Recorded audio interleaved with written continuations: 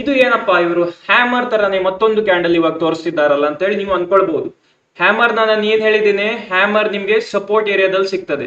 ಆದ್ರೆ ಈ ಕ್ಯಾಂಡಲ್ ನಿಮ್ಗೆ ರೆಸಿಸ್ಟೆನ್ಸ್ ಏರಿಯಾದಲ್ಲಿ ಸಿಕ್ಕಿದಾಗ, ಹ್ಯಾಮರ್ ನಿಮ್ಗೆ ರೆಸಿಸ್ಟೆನ್ಸ್ ಏರಿಯಾದಲ್ಲಿ ಸಿಕ್ಕಿದಾಗ, ರೆಸಿಸ್ಟೆನ್ಸ್ ಏರಿಯಾ ಅಂದ್ರೆ ಏನು?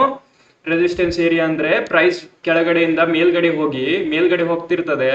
ಆ ಏರಿಯಾದಲ್ಲಿ ಪ್ರೈಸ್ ಅನ್ನ ಮೇಲ್ಗಡೆ ಹೋಗ್ಲಿಕ್ಕೆ ಬ್ರೇಕ್ಔಟ್ ಮಾಡ್ಲಿಕ್ಕೆ ಆಗಲ್ಲ, ಆಯ್ತಾ? ಅಂತ ಏರಿಯಾದಲ್ಲಿ ನಿಮ್ಗೆ ಇದು ಹ್ಯಾಂಗಿಂಗ್ ಮ್ಯಾನ್ ಕ್ಯಾಂಡಲ್ ಸಿಗ್ತದೆ. ಹ್ಯಾಂಗಿಂಗ್ ಮ್ಯಾನ್ ಬೇರಿಶ್ ಕ್ಯಾಂಡಲ್, ಅದು ಕಲರ್ ರೆಡ್ ಇರ್ಲಿ ಗ್ರೀನ್ ಇರ್ಲಿ, ಅದು ನಿಮ್ಗೆ ತಲೆ ಕೆಡಿಸ್ಕೊಳಿಕ್ ಹೋಗ್ಬೇಡಿ. ನಿಮ್ಗೆ ರೆಸಿಸ್ಟೆನ್ಸ್ ಏರಿಯಾದಲ್ಲಿ ಯಾವಾಗ ನಿಮ್ಗೆ ಇದು ಹ್ಯಾಂಗಿಂಗ್ ಮ್ಯಾನ್ ಕ್ಯಾಂಡಲ್ ಸಿಗ್ತದೆ, ಆವಾಗ ನಿಮ್ಗೆ ಗೊತ್ತಿರ್ಬೇಕು ಇದು ಬೇರಿಶ್ ಕ್ಯಾಂಡಲ್ ಅಂತ. ಹ್ಯಾಂಗಿಂಗ್ ಮ್ಯಾನ್ ಅಲ್ಲಿ ನೀವು ಹ್ಯಾಂಗ್ ಟ್ರೇಡ್ ಮಾಡ್ತೀರಾ, ಹ್ಯಾಂಗಿಂಗ್ ಮ್ಯಾನ್ ಅಲ್ಲಿ ರೆಸಿಸ್ಟೆನ್ಸ್ ಏರಿಯಾದಲ್ಲಿ ನಿಮ್ಗೆ ಈ ಕ್ಯಾಂಡಲ್ ಸಿಕ್ಕಿದ್ರೆ, ಇದ್ರ ಲೋನ ನೆಕ್ಸ್ಟ್ ಪ್ರೈಸ್ ಕ್ಯಾಂಡಲ್ ಬ್ರೇಕ್ ಮಾಡುತ್ತಿದ್ದಂಗೆ ನೀವು ಎಂಟ್ರಿ ಮಾಡಿ ಇದ್ರ ಮೇಲೆ ಸ್ಟಾಪ್ ಲಾಸ್ ಇಡ್ತೀರ, ಆಯ್ತಾ? ಇದನ್ನ ನಾವು ಕ್ಯಾಂಡಲ್ ಅಲ್ಲಿ ನೋಡ್ಲಿಕ್ಕೆ ಸಿಗ್ತದ ಅಂತ ನೋಡೋಣ. ಹ್ಯಾಂಗಿಂಗ್ ಮ್ಯಾನ್ ಇಲ್ಲಿ ನೋಡಿ, ಇಲ್ಲಿ ಪ್ರೈಸ್ ಏನ್ ಮಾಡ್ತಿತ್ತು, ಪ್ರೈಸ್ ಒಂದು ರೆಸಿಸ್ಟೆನ್ಸ್ ಫಾರ್ಮ್ ಮಾಡ್ತಿರ್ಲಿ, ಆಯ್ತಾ? ಒಂದು ರೆಸಿಸ್ಟೆನ್ಸ್ ಏರಿಯಾದಲ್ಲಿ ಪ್ರೈಸ್ ಒಂದು ರೆಸಿಸ್ಟೆನ್ಸ್ ನ ಫಾರ್ಮ್ ಮಾಡ್ತು. ರೆಸಿಸ್ಟೆನ್ಸ್ ಫಾರ್ಮ್ ಆದಾಗ ಪ್ರೈಸ್ಗೆ ಇದ್ರ ಮೇಲ್ ಹೋಗ್ಲಿಕ್ಕೆ ಆಗ್ತಾ ಇಲ್ಲ, ಆಯ್ತಾ? ಇಲ್ಲೇ ಪ್ರೈಸ್ ಒಂದ್ ಸೈಡ್ ವೇಸ್ ಆಗಿದೆ. ಆವಾಗ ನಿಮ್ಗೆ ನೀವೇನ್ ಮಾಡ್ಬೇಕು, ಯಾವಾಗ ಇದು ಹ್ಯಾಂಗಿಂಗ್ ಮ್ಯಾನ್ ಮಾಡಿದೆ ಅಲ್ಲ, ನಾನು ಏನ್ ಹೇಳಿದ್ದೇನೆ, ಕೆಳಗಡೆ ಸಿಕ್ಕಿದ್ರೆ ಸಪೋರ್ಟ್ ಏರಿಯಾದಲ್ಲಿ ಇದು ಸಿಕ್ಕಿದ್ರೆ ಹ್ಯಾಮರ್ ಅಂತ, ಆದ್ರೆ ಇದು ಮೇಲ್ಗಡೆ ಸಿಕ್ಕಿದ್ರೆ ಇದನ್ನ ಹ್ಯಾಂಗಿಂಗ್ ಮ್ಯಾನ್ ಅಂತಾರೆ. ಮೇಲ್ಗಡೆ ರೆಸಿಸ್ಟೆನ್ಸ್ ಏರಿಯಾದಲ್ಲಿ ಈ ಕ್ಯಾಂಡಲ್ ನಿಮ್ಗೆ ಸಿಕ್ಕಿದಾಗ ಇದ್ರ ಲೋ ಯಾವಾಗ ಬ್ರೇಕ್ ಆಗ್ತದೋ ನೀವು ಎಂಟ್ರಿ ಮಾಡಿ ಅದ್ರ ಪ್ರೀವಿಯಸ್ ಕ್ಯಾಂಡಲ್ ನ ಸ್ಟಾಪ್ ಲಾಸ್ ಇಡ್ತೀರ, ಆಯ್ತಾ? ಸ್ಟಾಪ್ ಲಾಸ್ ಇಟ್ಟು ಹಾಗೆ ಇದು 10 ರೂಪಾಯಿ ಇದ್ರೆ 20 ರೂಪಾಯಿಗೆ ವೆಯ್ಟ್ ಮಾಡ್ತೀರಾ, ಆ ತರ ನೀವು ಟ್ರೇಡ್ ಮಾಡ್ಬೋದು. ಇದನ್ನ ನಾವು ಹ್ಯಾಂಗಿಂಗ್ ಮ್ಯಾನ್ ಅಂತ ಹೇಳ್ತೇವೆ, ಆಯ್ತಾ? ಐ ಹೋಪ್ ನಿಮ್ಗೆ ಇದು ಗೊತ್ತಾಗಿರ್ಬೋದು. ಮತ್ತೊಂದ್ಸಲ ನಿಮ್ಗೆ ಎಕ್ಸ್ಪ್ಲೇನ್ ಮಾಡ್ತೇನೆ. ಕ್ಯಾಂಡಲ್ ಹ್ಯಾಂಗ್ ಫಾರ್ಮ್ ಆಗ್ತದೆ, ಗ್ರೀನ್ ಕ್ಯಾಂಡಲ್ ಕೆಳಗಡೆ ಇಂದ, ಇದು ಎಕ್ಸಾಂಪಲ್ 100 ರೂಪಾಯಿಂದ 150 110, ಆಯ್ತಾ? 100 ರೂಪಾಯಿಂದ ಮೇಲ್ಗಡೆ ಹೋಯ್ತು, ಅದನ್ನ ನಾವು ಬುಲ್ಲಿಶ್ ಕ್ಯಾಂಡಲ್ ಅಂತೀವಿ. ಇದು ಪ್ರೈಸ್ ಏನೂ ಆಗಿರ್ಬೋದು, ಆಯ್ತಾ? ಪ್ರೈಸ್ 10 ರೂಪಾಯಿ ಕೂಡ ಆಗಿರ್ಬೋದು, 10 ರೂಪಾಯಿಂದ 1 ರೂಪಾಯಿ ಮೇಲ್ ಹೋದ್ರು ಅದನ್ನ ಬುಲ್ಲಿಶ್ ಅಂತೀವಿ.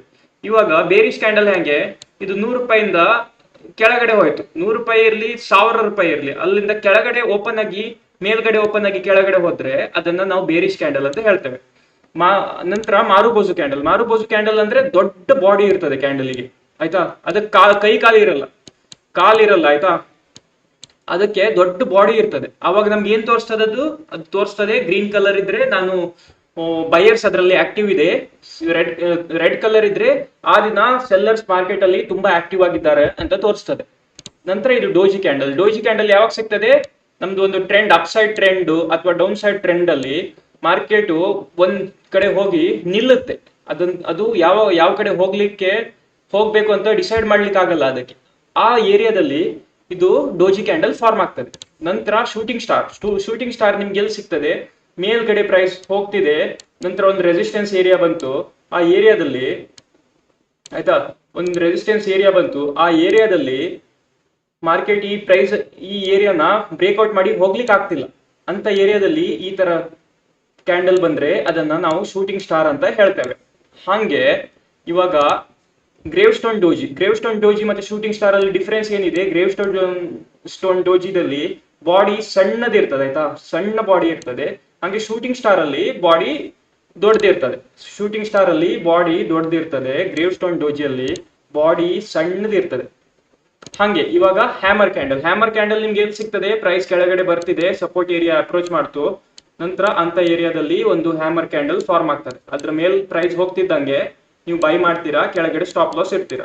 ಇದು ಕಲರ್ ನೋಡ್ಬೇಡಿ, ಆಯ್ತಾ? ಇಂತ hammer, shooting star, hanging man ಆ ಕ್ಯಾಂಡಲ್ ಅಲ್ಲಿ ನೀವು ಕಲರ್ ನೋಡ್ಬಾರ್ದು. ನೀವು ಏನ್ ನೋಡ್ಬೇಕು, ಏರಿಯಾ ನೋಡ್ಬೇಕು. ಸಪೋರ್ಟ್ ಏರಿಯಾದಲ್ಲಿ ಆಗಿದೆಯಾ ಇಲ್ಲ ರೆಸಿಸ್ಟೆನ್ಸ್ ಏರಿಯಾನ ಅಂತ ನೋಡ್ಬೇಕು. ಇನ್ವರ್ಟೆಡ್ ಹ್ಯಾಮರ್ ಅಲ್ಲಿ ಏನು, ಇಲ್ಲಿ ನೋಡಿ ಡಯಾಗ್ರಾಮ್, ಪ್ರೈಸ್ ಮೇಲ್ಗಡೆಯಿಂದ ಬೀಳ್ತಿದೆ, ಸಪೋರ್ಟ್ ಏರಿಯಾಗೆ ಬಂತು, ಅಲ್ಲಿಂದ ಒಂದು ಇನ್ವರ್ಟೆಡ್ ಹ್ಯಾಮರ್ ಕ್ಯಾಂಡಲ್ ಫಾರ್ಮೇಶನ್ ಮಾಡ್ತು, ಕಾಲ್ ಮೇಲೆ ಬಾಡಿ ಕೆಳಗೆ, ಅದ್ರ ಮೇಲೆ ನೀವು ಬೈ ಮಾಡ್ತೀರಾ, ಕೆಳಗಡೆ ಸ್ಟಾಪ್ ಲಾಸ್ ಇಡ್ತೀರಾ, ಆಯ್ತಾ? ಹಂಗೆ ಇದು ಹ್ಯಾಂಗಿಂಗ್ ಮ್ಯಾನ್ ಅಂದ್ರೆ ಹ್ಯಾಮರ್ ಹ್ಯಾಂಗಿದೆ ಹಾಗೆ ಹ್ಯಾಂಗಿಂಗ್ ಮ್ಯಾನ್ ನಿಮ್ಗೆ ಪ್ರೈಸ್ ಮೇಲ್ಗಡೆ ಹೋಗ್ತಿದೆ, ಮೇಲ್ಗಡೆ ಹೋಗೋ ಜಾಗದಲ್ಲಿ ಇದಕ್ಕೆ ರೆಸಿಸ್ಟೆನ್ಸ್ ಸಿಗ್ತದೆ, ಅಲ್ಲಿ ಇದು ಪ್ರೈಸ್ ಬ್ರೇಕ್ಔಟ್ ಮಾಡ್ಲಿಕ್ಕೆ ಆಗ್ತಾ ಇಲ್ಲ, ಅಂತ ಜಾಗದಲ್ಲಿ ಇದು ಹ್ಯಾಂಗಿಂಗ್ ಮ್ಯಾನ್ ಫಾರ್ಮ್ ಮಾಡ್ತದೆ. ಇದ್ರ ಕೆಳಗಡೆ ನೀವು ಎಂಟ್ರಿ ಮಾಡ್ತೀರಾ, ಮೇಲ್ಗಡೆ ಸ್ಟಾಪ್ ಲಾಸ್ ಇಡ್ತೀರಾ. ಆಯ್ತಾ? ಇವಾಗ ನೆಕ್ಸ್ಟ್ ವಿಡಿಯೋದಲ್ಲಿ ನಾನು ರೆಸಿಸ್ಟೆನ್ಸ್ ಮತ್ತು ಸಪೋರ್ಟು ಮತ್ತು candle stick patterns, chart patterns ಅದ್ರ ಬಗ್ಗೆ ಎಲ್ಲ ಮಾತಾಡ್ತೇನೆ.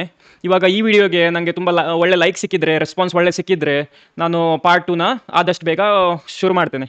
ಆದಷ್ಟು ನಿಮ್ಮ ಫ್ರೆಂಡ್ಸ್, ಫ್ಯಾಮಿಲಿ ಯಾರು ಇಂಟ್ರೆಸ್ಟೆಡ್ ಇದ್ದಾರೋ ಟ್ರೇಡಿಂಗಿಗೆ, ಅವ್ರಿಗೆ ಈ ಚಾನಲ್ನ ಶೇರ್ ಮಾಡಿ. ಆಯಿತಾ? Thank you guys.